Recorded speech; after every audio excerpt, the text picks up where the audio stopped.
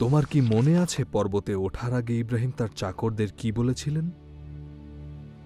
ওখানে আমাদের ইবাদত শেষ করে আবার আমরা তোমাদের কাছে ফিরে আসব। কিভাবে ইব্রাহিমের ছেলে আবার ফিরে আসবে? যদি তাকে মারা হয় এবং তার দেহ পোড়ানো হয়। কিতাব বলে ইব্রাহিমের ঈমান ছিল যে আল্লাহ মৃতকে জীবিত করতে পারেন।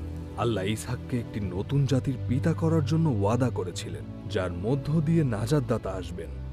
আল্লাহ মিথ্যা বলতে পারেন না। ইব্রাহিমের জন্য ওটাই যথেষ্ট ছিল। যা হোক, ইসহাকের চিন্তা কি ছিল? সে জানত যে সে গুনাহগার এবং তার গুনাহের জন্য সে মৃত্যুর যোগ্য।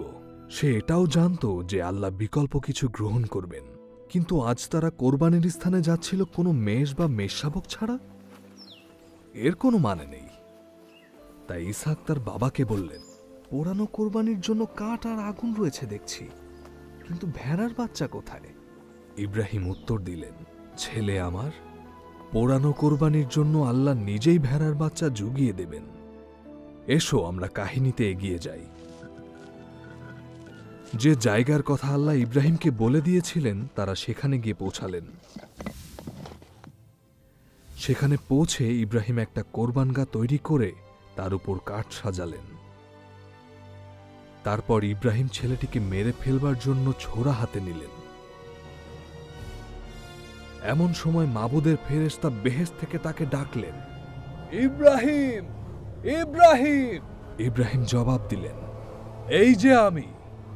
ফেরেশতা বললেন, ছেলেটির উপর তোমার হাত তুলো না বা তার প্রতি আর কিছুই করো না। তুমি যে আল্লাহ ভক্ত তা এখন বোঝা গেল, কারণ আমার কাছে তুমি তোমার ছেলেকে, অদ্বিতীয় ছেলেকেও কোরবানি দিতে পিছপা হওনি। ইব্রাহিম ও তার ছেলে খুশি হলেন, কিন্তু প্রয়োজনীয় কোরবানির বিষয়টা কি হলো? ইব্রাহিম তখন চারদিকে তাকালেন এবং দেখলেন তার পিছনে একটা ভেড়া রয়েছে আর তার শিং ঝোপে আটকে আছে। ইব্রাহিমের ছেলেকে মৃত্যুদণ্ড দেয়া হবে, কিন্তু আল্লাহ তার বিকল্প পাঠালেন।